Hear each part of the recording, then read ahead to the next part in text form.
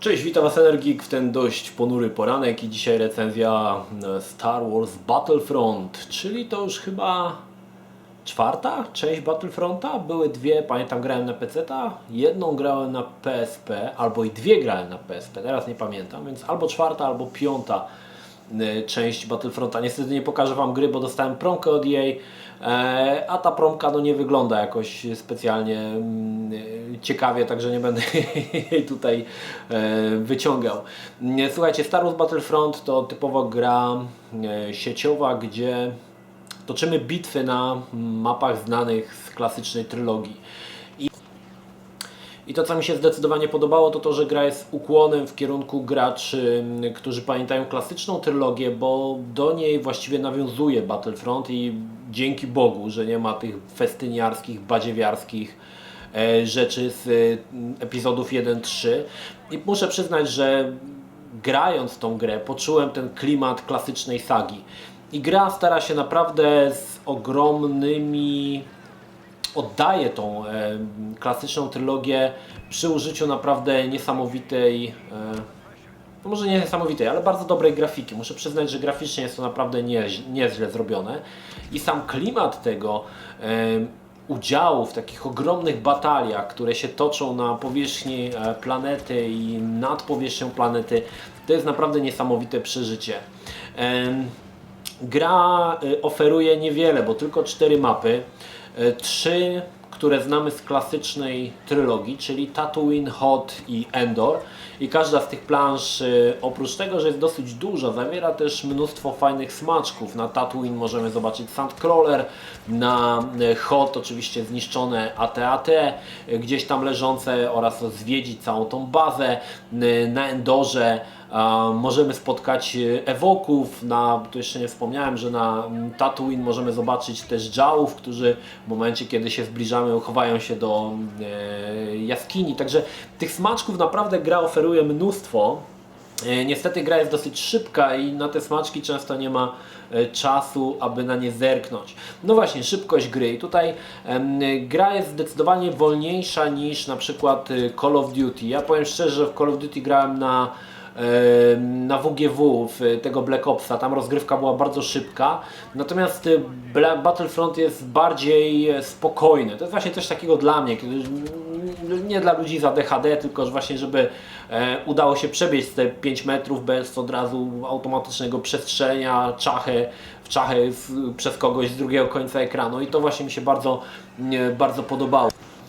Szkoda jedynie, że gra oferuje tylko 4 mapy, ale z tego co wiem, jest już zapowiedziane jakieś DLC, które doda, czy tam parę tych dodatków, które dodadzą więcej tego kontentu. To, co zawsze wyróżniało Battlefront, a tak naprawdę Battlefront nie był oryginalną produkcją, ponieważ sama idea była zaczerpnięta na pierwsze, to chyba było Battlefield 1942, o ile dobrze pamiętam. Potem był Battlefield 2 i Battlefront jakby czerpał z tej spuścizny właśnie Battlefronta. I podobnie jak w poprzednich Battlefrontach też mamy możliwość zasiadania za oczywiście statkami i Imperium, i Rebeliantów. Oczywiście tutaj tych statków to mamy X-Wingi, mamy TIE Fightery, TIE Advanced, tam jest chyba A-Wing, o ile dobrze pamiętam. Niestety zrezygnowano z jakiegoś powodu z batalii kosmicznych, które były dostępne nawet na PSP w Battlefroncie. Pamiętam, że tam było jakoś tak to rozwiązane, że można było płynnie przenieść się z nad powierzchni planety na orbitę i tam toczyć dalej bitwy. No tutaj niestety tego nie ma. Myślę, że te bitwy kosmiczne zostaną dodane w DLC. Tak mi się wydaje przynajmniej. Ale abstrahując od tego, gra się naprawdę bardzo fajnie. Mówi Wam to człowiek, który nie gra w ogóle w gry online, który nie gra w multi, ale muszę przyznać, że Battlefront bardzo mnie wciągnął. Ja po prostu ten klimat, kiedy nie wiem, lecisz na przykład na Spider-Bike'u, na Endorze i widzisz kroczące AT-AT w kierunku bazy, no to jest naprawdę niesamowity klimat. Muszę przyznać, że to się zdecydowanie udało. Gra też oferuje system kart, czy też system system kart i żetonów, może tak to nazwijmy. Karty to tak zwane perki, które sobie dodajemy przed walką. Mogą to być jakieś dodatkowe uzbrojenie, na przykład termiczny detonator, bądź jakieś takie umiejętności naszego bohatera typu skupienie strzału na przykład przez jakiś tam czas, 20-30 sekund, i możemy dodać te dwie karty uzbrojenia i jedną kartę właśnie umiejętności, a na planszy są porozrzucane różne żetony i te żetony mają różne właściwości. Mogą to być żetony dodające nam dodatkową broń, żetony bardziej defensywne, czyli na przykład stawiające jakieś zapory, które chronią przed ostrzałem. Mogą to być żetony, które umożliwiają nam zasiadanie za sterami potężnych maszyn AT-ST i AT-AT. I tutaj zostało to też ciekawie rozwiązane, ponieważ na samym początku gry zaraz cała ekipa, 20 osób, bo gry się toczą 20 na 20, także 40 osób na planszy to jest naprawdę masakra. Rzucają się wszyscy na żeton, szczególnie jeżeli gramy z maszynami AT-AT. Oczywiście rzucają się na to, żeby sterować tą potężną maszyną. I tutaj muszę przyznać, że deweloper wyszedł obronną ręką z tego, ponieważ wiadomo, że jeżeli zasiądzie się za AT-AT, można tych fragów naliczyć bardzo dużo, no ale jeżeli już ktoś usiądzie za tą maszyną, to pewnie będzie z niej siedział do końca gry. A tutaj zostało to rozwiązane inaczej. Masz po prostu określony czas, którym siedzisz na maszynie. W momencie, kiedy ten czas się kończy, wyrzuca cię automatycznie z maszyny kroczącej i kto inny może zasiąść na Twoje miejsce. I to jest, muszę przyznać, że doskonale pomyślane. I oprócz tych maszyn kroczących też są żetony na maszyny latające i tutaj też jest fajne, że pomimo, to jest właśnie pokazana ta skala tej walki, gdzie walczą piechurzy na powierzchni planety, ale nad powierzchnią planety latają statki, strzelają się, no to jest po prostu niesamowity klimat, widząc nawet z wysoka, tak, jak tam te małe postacie walczą, te maszyny kroczące idą, a Ty walczysz właśnie myśliwcami nad powierzchnią planety, jest naprawdę super klimat tych Gwiezdnych Wojen, aż się po prostu wylewa z ekranu. I ostatnimi żetonami są tak zwani bohaterowie. W momencie, kiedy weźmiemy ten żeton, mamy możliwość wcielenia się w jednego z trzech bohaterów. Trzech bohaterów po stronie rebelii i trzech po stronie imperium. Po stronie rebelii mamy Hanna Solo, Leia Organę i Luka Skywalkera. Po stronie imperium jest Imperator Palpatine, Darth Vader i Boba Fett. Każda z tych postaci ma większą wytrzymałość niż zwykły piechur, potrafi zabić jednym strzałem, czyli na przykład Luke Skywalker używa miecza świetlnego i właściwie jedno machnięcie jego mieczem zabija od razu przeciwnika. Palpatine umie strzelać z palców tymi błyskawicami. Boba Fett ma bardziej broń taką na dalsze odległości, czyli laser, podobnie zresztą jak Han Solo. I tutaj trzeba przyznać, że jest naprawdę fajny klimat, kiedy słyszymy, że nagle komandor Han Solo pojawił się gdzieś w pobliżu i zaczyna na przykład on polować na trooperów Imperium. No i oczywiście zmasowany ogień potrafi go szybko położyć. To też jest ciekawie zorganizowane, że ten bohater nie jest tak naprawdę wszechmocny, tak? I powiedzmy sobie szczerze, 2-3 zwykłych takich piechurów jest w stanie go unieszkodliwić dosyć szybko. I to trzeba przyznać, że zostało bardzo fajnie zorganizowane. Oczywiście w bitwach na statki też mamy statki bohaterów, czyli możemy lecieć sobie X-Wingiem, ale jeżeli weźmiemy żeton bohatera, możemy wtedy na przykład zasiąść za sterami Sokoła Millennium. I to też zostało fajnie zorganizowane. Faktycznie Sokół Millennium ma o wiele większą moc i tutaj muszę przyznać, że faktycznie statki kosmiczne, bohaterskie statki kosmiczne trochę mają przegiętą wytrzymałość, szczególnie na przykład Sokół Millennium, który może jest mało zwrotny, ale trzeba przyznać, że trzeba zgranej ekipy TIE Fighterów, które będą non-stop nawalały w tego Sokoła Millennium, żeby go zniszczyć. Podobnie zresztą ze statkiem Slave One Boby Fetta. W mojej opinii troszkę za mocarne są te statki w stosunku do pozostałych statków. No i oczywiście grając, pokonując kolejne wrogi, wykonując zadania w trybie multi, zbieramy punkty i te punkty możemy spożytkować na dodatkowe karty, na jakieś tam upiększanie naszego bohatera, na nowe bronie. No i oczywiście zbieramy coraz tam te wyższe rangi. Aktualnie ja jestem chyba, nie wiem, na 11 chyba randze, o ile dobrze pamiętam.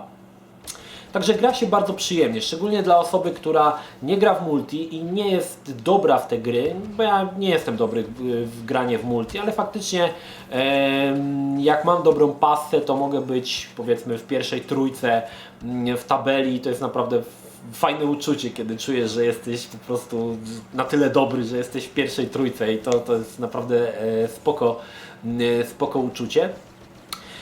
Oprócz oczywiście pojazdów kroczących możemy też zasiąść za różnymi broniami typu stacjonarnymi, czyli jakieś turbolasery, które są na przykład na hot. I tutaj te wszystkie elementy, które znacie z Gwiezdnych Wojen, właściwie są dostępne i dzięki temu, tak jak mówię, cała ta bitwa, kiedy na przykład, nie wiem, toczy się na hot, macie wrażenie, że faktycznie to jest ogromna bitwa z dziesiątkami biegających piechurów, chociaż tak naprawdę, tak jak mówię, gra się 20 na 20, ale widać, że to nie jest tak, że biegacie po całej planszy szukając kogoś do zabicia. Faktycznie tych żołnierzy jest na tyle dużo, że zawsze ktoś się tam napatoczy, żeby stoczyć jakiś pojedynek.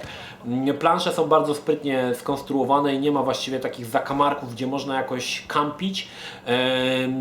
Szczególnie, że tak jak już się gra z pojazdami kroczącymi, to już w ogóle tam kampienia nie ma, bo zawsze do każdej bazy są dwa wejścia, także jak ktoś kampi, to można go zajść od tyłu i tak dalej, i tak dalej. I to muszę przyznać, że też jest świetne, że sprawia wrażenie, że no, gra się troszkę bardziej tak płynnie, tak, że nie ktoś, że stoi w jednym miejscu i strzela, tylko faktycznie wymaga to ciągłego ruchu, zmiany pozycji, no i jakby w walce powiedzmy na bliższe odległości. To, co na pewno wyróżnia tą grę, to też, tak jak już powiedziałem wcześniej, grafika, naprawdę zobaczenie kroczących maszyn AT-AT i AT-ST, gdy się idzie piechurem, jest niesamowitym doświadczeniem, szczególnie te ogromne nogi, które nie wiem, uderzają o tamte, no, o śnieg, czy tam o lawę, bo jest też czwarta plansza, o której nie wspomniałem, która nie jest znana z klasycznej trylogii, to jakaś taka plansza, gdzie jest jakaś lawa. Nie wiem, czy to nie jest ta ostatnia planeta z Zemsty Sithów, ale nie jestem do końca pewny. Może tak, może nie. Akurat ta plansza jest najsłabsza. Znaczy pewnie dlatego dla mnie jest najsłabsza, pewnie dlatego, że ja bardziej sobie cenię tą klasyczną trylogię. I słuchajcie, muszę przyznać, że gra się naprawdę w to rewelacyjnie. No, ja powiem szczerze, że to jest coś takiego, jak ja nie gram w multi i muszą mnie wołami ciągnąć, żebym zasiadł w jakiejś grze do multi. Tak odpalając Battlefronta spędziłem na nim wiele godzin i to jest taki syndrom jeszcze jednego meczu, że właściwie już tam patrzę druga w nocy, mówię czas spać, żeby rano iść do roboty, ale jeszcze jeden meczyk i ten jeden meczyk zamienia się w 4 kolejne i na przykład całą noc nie śpię, tylko idę do roboty na rzęsach i to jest właśnie siła tej gry, siła przyciągania nie tyle samej rozgrywki, ale marki, bo marka Battlefront oparta na klasycznych Gwiezdnych Wojnach jest dosyć silna.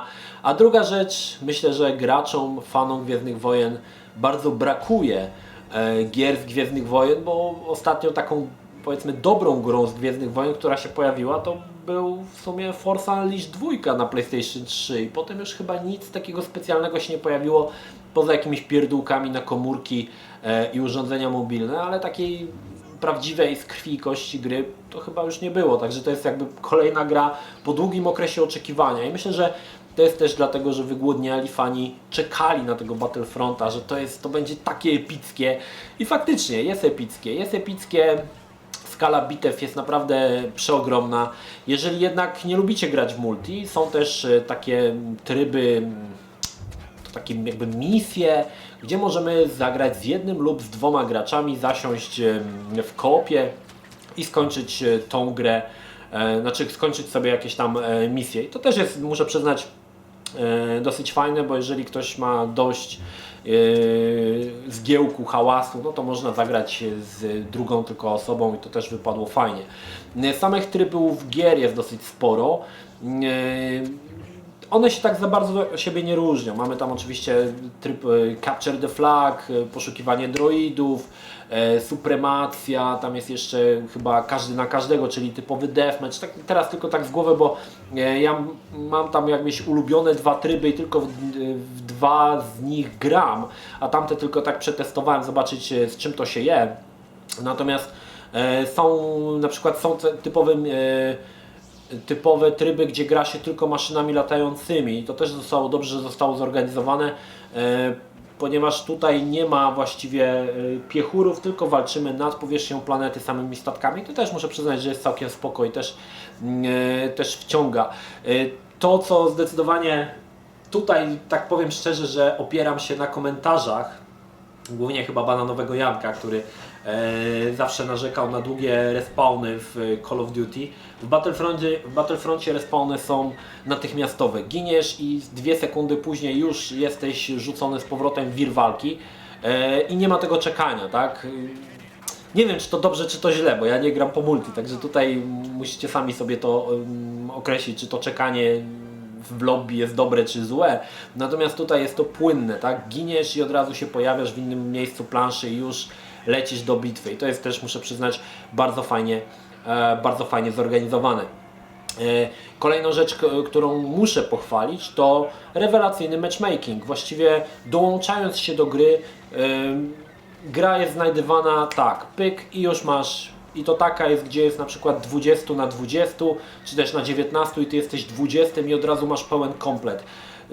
Podczas wszystkich grania we wszystkie mecze ani razu mi się nie zdarzyło czekać dłużej na dołączenie do meczu niż około minuty, czyli gra była automatycznie znajdywana i za chwilę już się uruchamiała, tak? I to jest też naprawdę bardzo dobre, bo wiem, że grając kiedyś tam w multi wcześniej, wiem, że często było tak, że serwery rozłączały, albo nie można było znaleźć, albo na serwerze była jedna osoba i w ogóle totalny jakiś hardcore. Tutaj nie ma tego problemu, od razu znajdujesz chętnych do gry i od razu Cię wrzuca w wir walki, nie musisz na nic czekać. I to dzięki temu ta gra jest bardzo taka płynna i w pewien sposób można powiedzieć szybka, ale nie pod względem rozgrywki, tylko pod względem działania, tak? Tego wszystkiego, matchmaking, respawny, to wszystko jest bardzo szybkie i dzięki temu gra się, w mojej opinii, przynajmniej dla mnie, bardziej przyjemnie. Słuchajcie, czy polecam tą grę? No cóż, powiem tak, nie jestem weteranem gier multi, nie mam skali porównawczej do innych gier tego typu, do Call of Duty, do Battlefielda. Nie grałem w te gry w multi, więc ciężko mi powiedzieć, czy to jest lepsze, czy to jest gorsze, bądź czy zmiany, które są w Battlefroncie, są na lepsze. Mnie, jako lajkonikowi gier multi bardzo się podobało. Podobało mi się podejście do fanów klasycznej trylogii, czyli że właściwie walczymy na tych klasycznych mapach z klasycznymi stormtrooperami, z klasycznymi pojazdami. To mi się bardzo podobało i poczułem się naprawdę tak jak w domu, muszę przyznać. I to wypada zdecydowanie na plus. Wadą, którą mogę wytknąć, to to, że jest mało map, są tylko 4 mapy, co jest dosyć niewielką liczbą, ale mi to nie przeszkadzało. Muszę przyznać, że te 3 mapy, które widziałem ciągle i ciągle, Tatooine, Hoth i Endor, no i właściwie ta 4 jeszcze tam z lawą, ale tą w ogóle pomijam, mi to nie przeszkadzało. Za każdym razem, kiedy widziałem Hoth, to mi się gęba cieszyła, że znowu będę na Hoth. I jak grałem na Endorze, też mi się gęba cieszyła i na Tatooine też, ale tak jak mówię, to jest tutaj siła marki. Jeżeli lubicie klasyczne Gwiezdne Wojny, będziecie zachwyceni. Jeżeli jesteś typowym wymiataczem multi, to musisz obejrzeć recenzję u kogoś innego, powiem szczerze, ponieważ ja nie jestem autorytetem w tej dziedzinie i ja Ci nie powiem, czy to multi jest lepsze czy gorsze. Niemniej jednak ja bardzo miło spędziłem, wiele godzin jeszcze spędzę i już umówiliśmy się z Kławem na jakiś koop właśnie w Battlefroncie, żeby też w niego potyrać. Ja bawiłem się prześwietnie, podobał mi się klimat, podoba mi się rozgrywka oraz to, że granie jest tak bardzo nie premiuje wymiataczy, tak? I nawet ja, wchodząc do gry, no udaje mi się kogoś tam zastrzelić, tak? Że jakiegoś tam fraga zdobywam. I nawet czasami jestem na początku tabeli i po prostu to jest dla mnie takie wow. A już jak jesteś na przykład, nie wiem, Luke'em Skywalkerem, a Darthem Vaderem, to jest naprawdę fantastyczne uczucie i czujesz po prostu tą moc, że jesteś wszechmocny i wpadasz tam do tej bazy i siekasz wszystkich na lewo i prawo. I to jest naprawdę fantastyczne uczucie. No cóż, tak czy tak, osobom nie grającym w multi oraz osobom, które lubią Gwiezdne Wojny, zdecydowanie grę polecam z całego serca, bo gra się w to naprawdę świetnie, ten klimat Gwiezdnych Wojen aż się wylewa z ekranu i to jest super. A osobom, które głównie nastawione są na rozgrywkę multi i szukają właściwie tylko doznań multi, olewając otoczkę i klimat, no to zalecam obejrzeć jakieś inne recenzje, które bardziej skupiają się na tych aspektach gry multi niż na samym odczuciach grania w Battlefronta. To tyle. Pozdrawiam Was, Energik, trzymajcie się, do następnego. Cześć.